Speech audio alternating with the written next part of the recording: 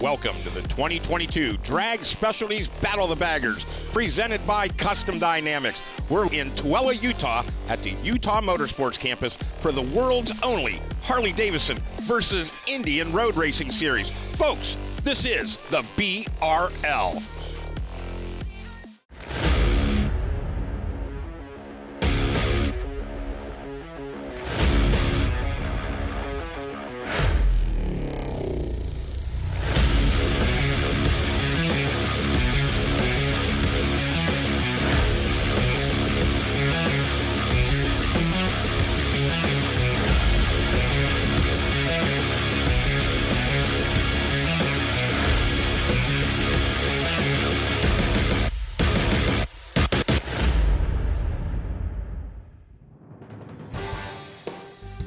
Rob Bitus here at the Drag Specialties Battle of the Baggers.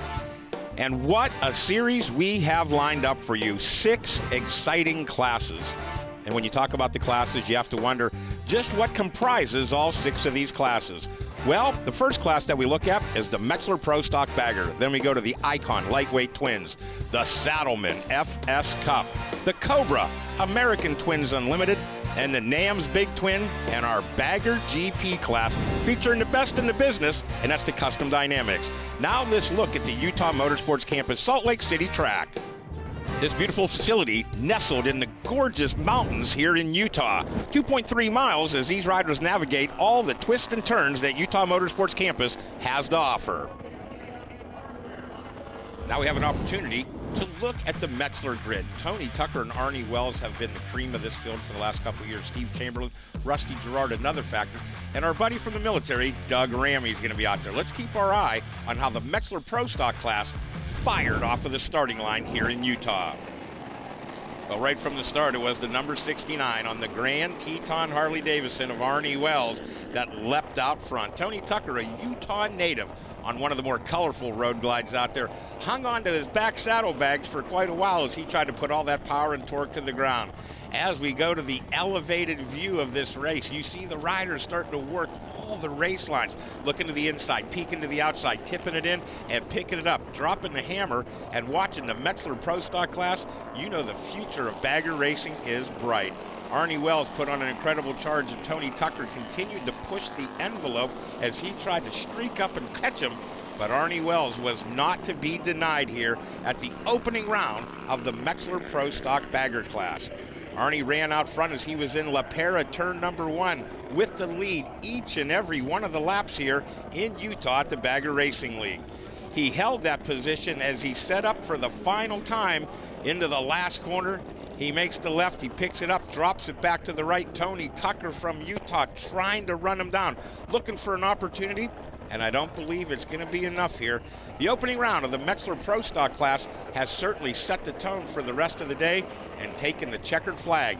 And claiming the win was the Grand Teton Harley-Davidson Road Glide, piloted by freestyle icon, road racing future star, and a great friend of the BRL.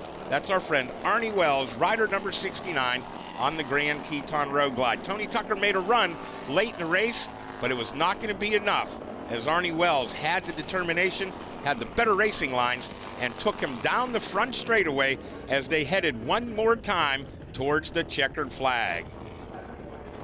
Race winds set up the rest of the afternoon as we watch these riders celebrate, take in all the enjoyment that comes with taking home the win and a fist pump from Arnie Wells.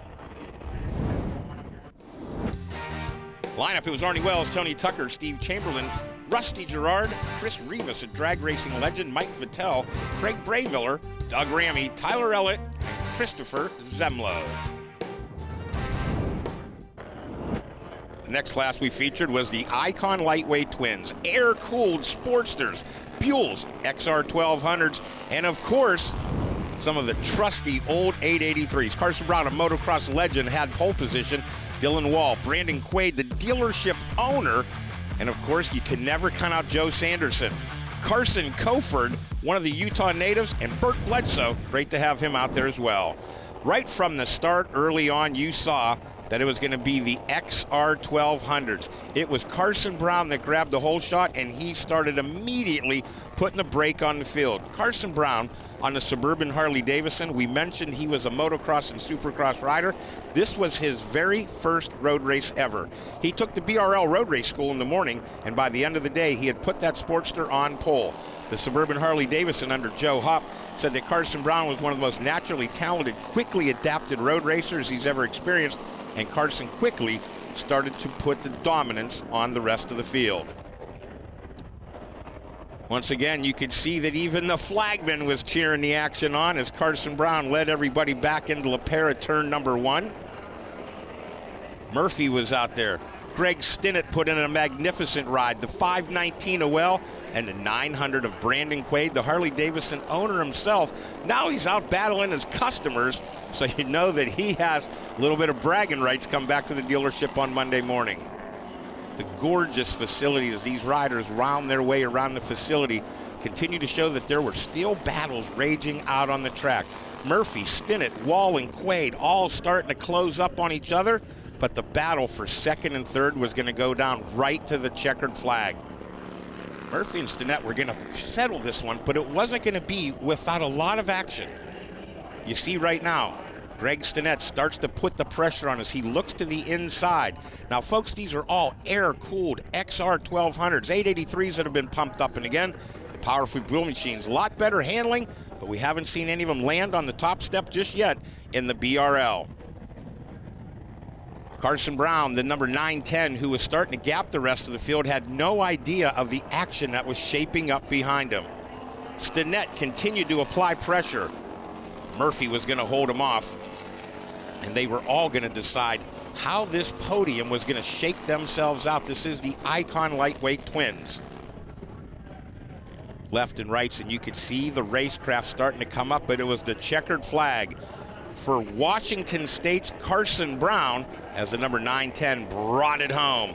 The battle for second and third would rage on, and it looked like it was going to be Murphy that held off Stinnett right to the checkered flag. It was Carson Brown, Dylan Wall, Stinnett, Cody Melton, Brandon Quaid in fifth, Joseph Gale, Ron Schneike, Brandon Coford, Dustin Slade, and Mike Acuna that round out your top 10. Yeah, I got to thank the whole Suburban Motors Harley-Davidson crew. I mean, they really, I came out here, I had no idea what I was doing yesterday, and they showed me every ounce of the way, and Barry and all those guys, man, it was, it's been a super fun experience, and I'm super grateful for it. Well, that's the wrap-up of the Icon Lightweight Twins. When we come back to Utah Motorsports with the BRL, this is the Drag Specialties Battle of the Baggers presented by Custom Dynamics. We'll have more action for all you racers.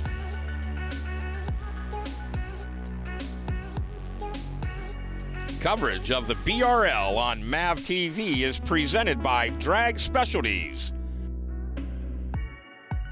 Custom Dynamics, and Icon.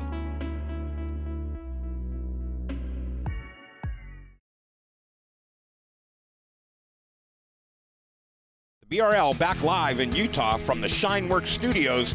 Let's go down to our trackside reporter, AMA Hall of Famer, Brock Glover, as he talks to Ben Bostrom. Brock Glover here in the pits with Ben Bostrom. They're riding in the 155 bike and your Bagger GP bikes. Tell the people what makes a Bagger GP bike. You know, these things start off as just a Bagger road bike. You go out there, you cruise around, put your groceries in there, and go on a trip. And somehow they morphed into a race bike, and from year one to year now, this thing really is, the GP element has come into effect. If you look at this thing, there's not a lot of stock parts on it, but there's a lot of parts you can buy. You can buy every piece on this bike, and that's what's pretty cool, and I'm lucky to be racing them for fueling, because they just keep pouring love into this thing. Well, Rob Bidas live back in the Shineworks studio, and Brock Glover down there talking to Ben Bostrom has certainly set the tone for the Custom Dynamics Bagger GP class coming up later in the day. Now one of our most exciting classes, the Saddlemen FS Cup. The Indian FTR takes on the Harley-Davidson Pan American for the first time ever. Liquid-cooled bikes, upside-down forks, and all the technology instead of tradition. This is going to be one for the ages. Corey West, Corey Cowan, Benny Carlson, and Michael Subish are going to be the first four ever to line up on these machines. The grid was set, and you could tell there was a lot of anticipation in the air. When we were up in the Shineworks studio, we knew that it was going to be drama, drama, drama, and right from the green flag, it was action into La Pera turn number 1. Well, it was Corey West on the Indian that showed the Harley Davidsons of Benny Carlson and Corey Cowan the way around. The Pan Americans, Harley Davidson's newest liquid-cooled technology-based motorcycle, was doing all it can to run down the Saddleman FTR of Corey West. You've seen him trying to get in and out of the drafts, and it was still going to be the number 13 of Corey West. But Corey Cowan, the Utah native, said, "Not now." Goes to the inside, and for the first time ever, the Harley-Davidson Pan America leads in the Saddleman FS Cup. Well, Corey West was not to be undone as he looked for inside, outside lines, some of the best racecraft we saw all afternoon long here in Utah, and Corey West fires back. Corey Cowan, though, holds him off one more time into the back reaches of the Utah Motorsports campus. The Harley-Davidson versus Indian showdown, or what everybody expected, but it was that huckabuck coming out of the back corner that gave Corey West the advantage. Corey Cowan at that time decided he'd race another day and settled back into the number 2 spot. Tried to remount a charge, but it was Corey West on the Saddleman FTR Indian that decided he was going to bring home the inaugural FS Cup belt. He put in good work tipping the machine in, and you could see that these machines were not only designed for this, but they excelled at this road racing facility. The checker flag one more time came out, and it was Corey West with the fist pump on the Saddleman FTR. Corey Cowan came across the line in the number 2 spot, and he was on the Alloy Art Pan American. Corey West celebrates. Quick blip of the throttle as he heads down the access road on his way to the podium. And it was Corey West, Indian mounted, Corey Cowan, Harley Davidson, Benny Carlson on a Suburban Harley Davidson in 3rd, and Michael Schubusch rounded out the action in 4th on his Indian FTR. Had a little adversity yesterday.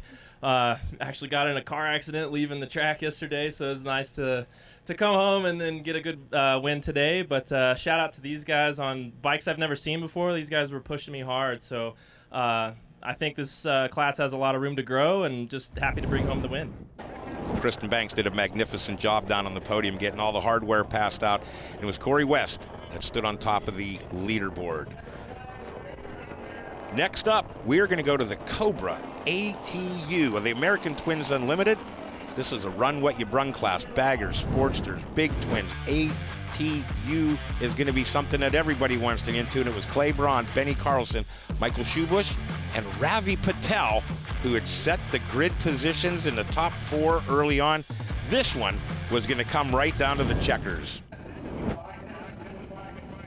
Back up onto the starting line grid, you could see wheelies and bikes coming from the back road, streaming up towards the front. And this is the Cobra ATU class heading into La Pera turn number 1. And it was Benny Carlson on a Suburban Harley Davidson with the advantage. As the riders jockeyed and sorted themselves out, you could see that Ravi Patel was going to be a factor, as he had been all afternoon long. And Ravi Patel kept Carlson, kept Schubusch, kept Braun, everybody honest. And Benny Carlson, one more time on the Harley Davidson Pan America, tipped it into the corner, but it was going to be another one of the Pan Americans, the Alloy Art of Corey Cowan, that was going to apply pressure. Down the far, far reaches of this Salt Lake City racetrack, you could see that these riders have determined they wanted to be the first one in the inaugural running of the Cobra American Twins Unlimited class. Again, if you're going to be part of the BRL, you're going to have to bring out all you can in American V Twins. And we watched the racing action heat up one more time as Corey Cowan slept up the inside of the number 45 of Benny Carlson, inherited the lead, and he would not look back for the duration of this race. Corey Cowan started to move away, but don't forget about Ravi Patel, Clay Braun, and Steve Chamberlain on the big bagger. It was going to be Corey Cowan, Carlson, Patel, but one of the best rides of the weekend had to be turned in by Steve Chamberlain, rider number 64, on his big bagger. They headed down to the podium shortly, and we're going to find out how that one played out. Corey Cowan, Benny Carlson, Ravi Patel, Michael Schubusch, Clay Braun, and Steve Chamberlain on the bagger round out your top 6 here in the Cobra ATU. once again, the Pirelli tires that I just came off the last race on were good. They were cold for probably the first half of the race, so it was hard to get up to pace, but I appreciate the clean racing with Benny. And I want to thank the dudes at Motul and Galfer as well, and the guys at Moto Station for always keeping me in check and my head on straight and keeping me in line. So. We'll take a quick commercial, and when we come back, more action with the BRL live from the Shineworks studio in beautiful Tooele, Utah.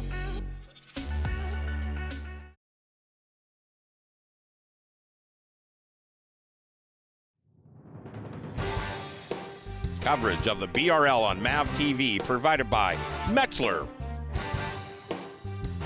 Icon, Custom Dynamics, Drag Specialties, and of course our friends from Clockworks.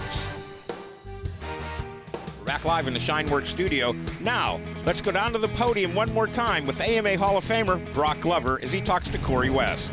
Hi, Brock Glover down in the pits here with Corey West. And Corey West, this is a Baker GP bike also. We spoke to Ben Bostrom, and he rides the Harley brand for fueling. A little bit different configuration, but tell us a little bit about your Indian. So the Indian is quite a bit different than the Harleys. First thing is this thing's water cooled. It's a 108 cubic inch. We're allowed to take them to 112 cubic inch, but we really haven't had the need to do that yet. The chassis is quite a bit different. It's a single shock in the rear, so as opposed to the twin shockers on the Harleys. But I'm really enjoying this bike. I rode the Harley last year, and we're already a bit quicker on this Indian, and I'm really finding my groove on this thing. Well, Corey certainly knows the calisthenics to get ready, as he is a seasoned road race legend right now. Whether it's Daytona, the High Banks, or out here in Utah, you can always count on Corey West putting on a show.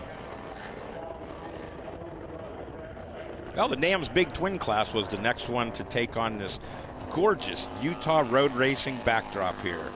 NAM's Big Twin consists of FXRs, Softails, the Indian Chief, and some of the lineup, well, there's some of the OGs. Lucas Gibo, Tony Salima, Ravi Patel once again.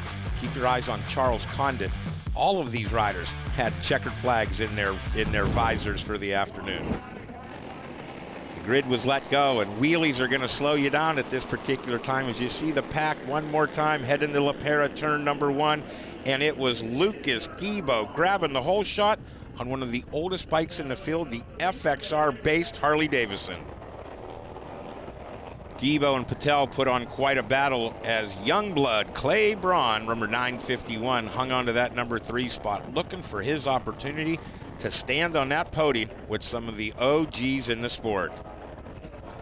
A lot of the race fans were excited to see how an FXR would hold up against some of the new technology, and Lucas Cabot did not disappoint. His tenacity, his racecraft, and the way he worked the inside and outside lines on Tony Salima brought him bar to bar, shoulder to shoulder, and knee pad to knee pad as they drag raced down the straight. The white flag was presented to both of these riders, and they knew they had one more lap to figure it out. Tony Salima, one more time, pushed that Softail Harley-Davidson, the newest, lightest Softail ever made, to the number 1 position, but Lucas Cabot was going to go back to his bag of tricks. He continued to look to the inside. He knew that he had one more opportunity to try to go for a pass on one of his best friends in the world. But out on the racetrack, you put your friendship aside because they know that the checkered flag is what this is all about. Lucas Cabot took back over the number 1 spot for just a moment.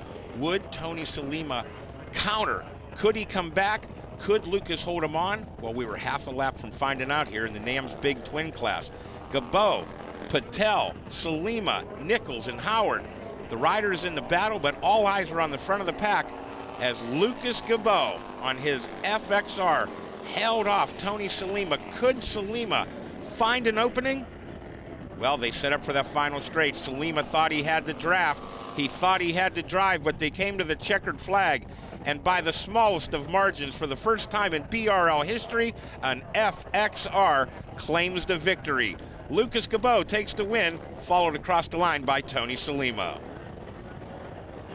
Ravi Patel rounded out the podium with the 3rd place finish, and these two best friends decided to give each other a little celebratory high five and hug as we get ready to head over to the podium.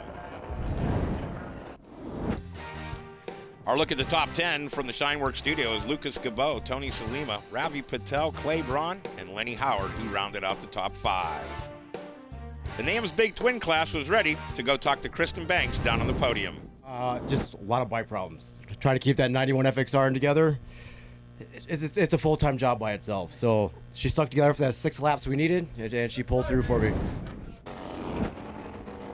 Back live in the Shineworks studio, you can see the excitement of Lucas, Tony, and Ravi Patel, but we're not done yet. The biggest, baddest bikes in the business are about to head down to the track with the Custom Dynamics Bagger GP class. Live in the Shineworks studio, we know that these machines are some of the best machines out there, and how about the names? 155 of Ben Boston, Shane Narbone, Corey West, Hawk Mazzata, Michael Gilbert, and the rest. And when the green flag waved, who was going to grab the whole shot as turbo power took on naturally aspirated? It was the legend himself, the 155 on the fueling back road glide of Ben Bostrom. Look a little farther back and you can see that these riders were not happy with the positions they were in. They all wanted more. They're all at the top of the food chain, and you can see the Trask Turbo, piloted by Shane Narbone, had enough of the draft. He decided to go to the front of the class. Closely back in the number 2 spot was the number 155 of Ben Bostrom, but he was not out of the woodwork yet. Hawk Mazzata on the Nowoski Road Glide said, I want to get in that action as well. I want part of the action. And on the white flag lap, this race had not yet to be decided. There comes the number 1 of Shane Narbone, backing it into La Pera turn number 1 on a turbocharged Harley-Davidson Road Glide prepared by Nick Trask and his crew, and they had done their homework. Some of the lap riders out on the field were about to experience what it's like to have that big Trask Turbo come up behind you, as Insane Shane Narbone had a twofer. That's right, he went around some of the lappers and they had to be thinking, oh my goodness, maybe the turbocharged bikes are the way to go. Well, Insane Shane Narbone put the Trask Turbo through its paces as he was hoping to see the checkered flag. He had a handful of corners left to navigate, and as he was ready to set up, he had broke free of the entire pack. Swept out wide to the outside, got it up on boost, and you could hear the wail and the whine of that turbocharged Road Glide resonate through the Utah hillsides. Flawless styling, effortless riding technique, dragging knees. Folks, the Bagger Racing League had taken the Harley-Davidson and Indian battles from dealerships and showrooms and put them on the racetrack. And Shane Narbone, a quick look over his shoulder to check the rest of the pack. There was no one close by when the checkered flew. Shane Narbone on the Trask Turbo takes the win. It was Narbone, Bostrom, Mazzata, Carlson, Gilbert, Chamberlain, Tucker, Rivas, Gerard, and Mike Vittel rounding out your top 10.